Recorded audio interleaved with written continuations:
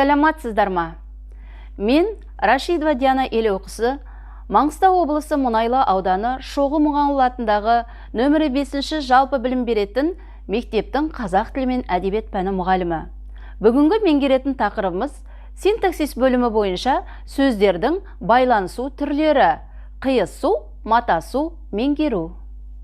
Сөздердің байланыс түрлері 5 түрге бөлінеді. Қиысу, меңгеру, матасу, қабысу, жанасу. Есімізге мұқият сақтап алайық. Байланысудың бірінші түрі қиысу. Қиысу дегеніміз бастауыш пен баяндауыштың жіктік жалғауы арқылы бір жақта және бірінші, екінші жақтарда жекеше көпше түрде байланысады. Мысалы, мына кестеге назар аударайық. Жекеше түрде бірінші жақта мен оқушымын, екінші жақта сен оқушысың, сыпайы түрі сіз оқушысыз, үшінші жақта ол оқушы. Көпше түрде біз оқушылармыз, сендер оқушыларсыңдар, сыпайы түрінде сіздер оқушыларсыздар, үшінші жақта олар оқушылар. Енді өздеріңіз назар аударған үшінші жаққа назар аударайық. Бұл жерде үшінші жақта жіктік жалғауы жоқ. Сондықтан біз бұна жерде бастауыш пен баяндауыштың қиысуына сызықша қойылады. Бұл есімді тіркес, яғни мен оқушымын. Кіммін? Оқушымын. Баяндауыш кім? Мен бастауыштың қызметін атқарып тұр. Есімді тіркес осылай көрсетілсе, екінші етістікті тіркесте бұлай болады. Бірінші жақта мен оқимын. Не істеймін? Оқимын. Кім оқиды? Мен оқимын. Яғни бастауыш пен баяндауыш қиыса бірінші жақта байланысып тұр. Сен оқисың, сыпайы түрі сіз оқисыз, үшінші жақта ол оқиды. Көпше түрде біз оқимыз, сендер оқисыңдар, сіздер оқисыздар, олар оқиды. Теориялық білімді біз аяқтадық. Енді практикалық түрде мысалдар арқылы дәлелдеп көрейік. Мына мысалдарға назар аударайық. Мен оқимын. Нешінші жақта тұр? Бірінші жақта. Мен. Жалғауы мын. Сен оқисың. Нешінші жақта тұр? Екінші жақта тұр. Олар келеді. Нешінші жақта? Үшінші жақта тұр. Дұрыс айтасыңдар. Біз дайындаламыз. Көпше түрде бірінші жақта тұр. Яғни бастауыш не істейміз? Дайындаламыз. Кім дайындалады? Біз дайындаламыз. Мына сөйлемге назар аударайық. Ильяс дүкеннен жүгіріп шықты. Осы сөйлемдегі Ильяс жүгіріп шықты деген сөз тіркесі бола алады. Бұл сөйлемдегі баяндаушымыз жүгіріп шықты. Кім жүгіріп шықты? Ильяс жүгіріп шықты. Яғни жіктелу ретіменен бастауыш пен баяндауыштың үшінші жақта қиыса байланысып тұр. Келесі байланыстың түрі матасу. Матасу сөздердің ілік септігі мен тәуелдік жалғаулар арқылы байланысады. Мысалы, мектеп үйі, ауылдың малы. Бұл сөз тіркесіндегі мектеп деген сөзде тің ілік септігінің жалғауы жасырын тұр. Оны біз ненің үйі? Сұрақ қою арқылы тауып аламыз. Ал үйі дегендегі тәуелдік жалғауының үшінші жағы. Ауылдың малы дің ілік септігінің жалғауы тәуелдік жалғауының үшінші жағы арқылы матаса байланысып тұр. Сабағымызды тағы да бекіту үшін мына сөз тіркестеріне назар аударайық. Алматтың үйі. Кәнекей, бірге іздеп көрейік. Ілік септігінің жалғауы алматтың тың тәуелдік жалғауының үшінші жағы. Ағаштың бұтағы тың ілік септігінің жалғауы тәуелдік жалғауының үшінші жағы. Менің жолдасым. Менің ілік септігінің жалғауы тәуелдік жалғауының бірінші жағында матаса байланысып тұр. Енді намысалға назар аударып көрейік. Менің әкем Бауыржанның батырлығын, қамқорлығын айтып отырушы еді. Осы сөйлемдегі матаса байланысқан сөздерді тауып көрейік. Менің әкем, яғни ілік септігінің жалғауы тәуелдік жалғауының бірінші жағы. Бауыржанның батырлығы сөз тіркесіндегі ның және батырлығы.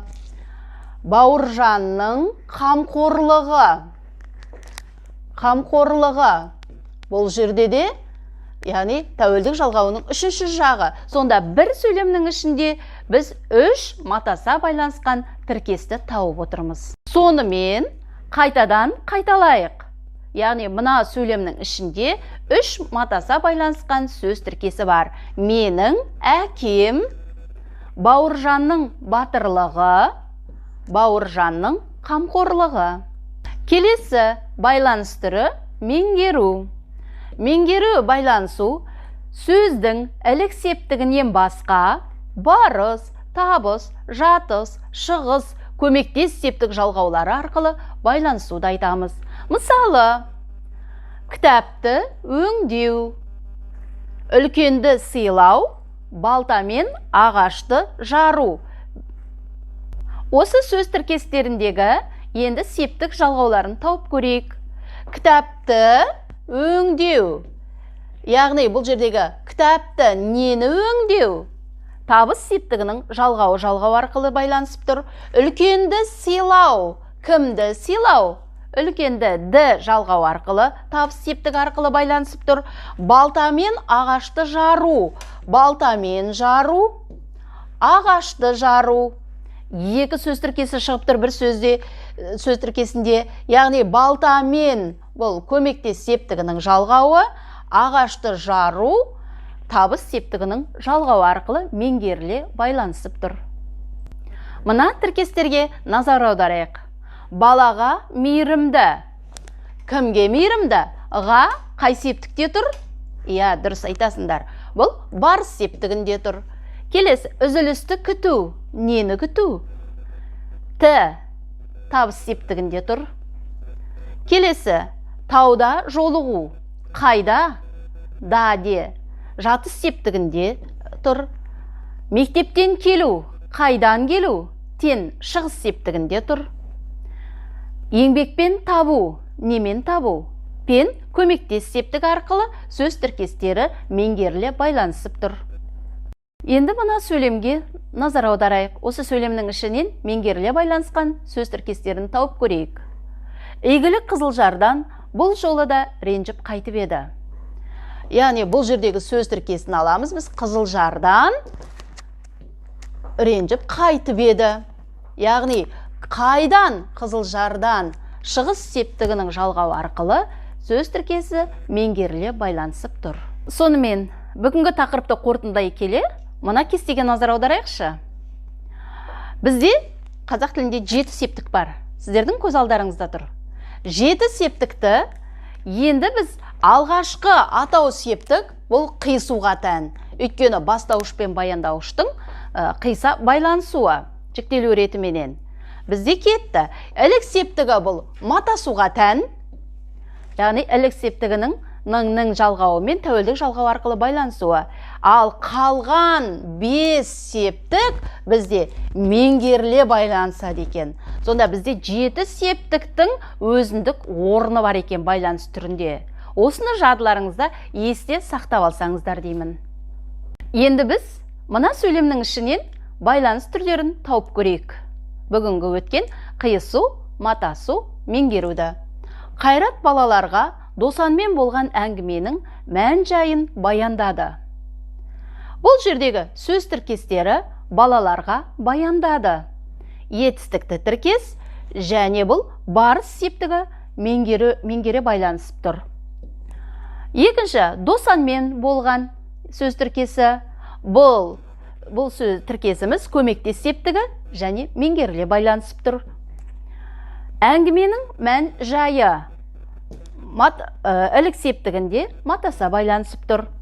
Келесі сөз тіркесіміз мән жайын баяндады.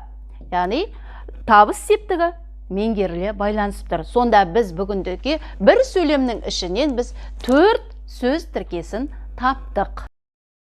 Енді біз күндікке алған білімімізді практикада қолданып көрейік. Тапсырма. Қиысуды табыңыз. А. Үздік оқушы. Біз естідік. Ойнақы әуен. Қызыл орамал. Сөзін мақұл көру. Қанеки, кім бірінші табады? Жақсы. Жауабы біз естідік. Өте жақсы. Келесі тапсырма. Матасуды табыңыз. Өмірге құштарлық, басты байланыс, оқуға ықыласты, ағаштың бұтағы, апта сайын келу. Қанеки, ойланып көрейік. Дұрыс жауабы қайсысы? Есімізге түсірейік. Матасуды табыңыз. Дұрыс жауабы ағаштың бұтағы. Келесі тапсырма. Меңгеруді табыңыз.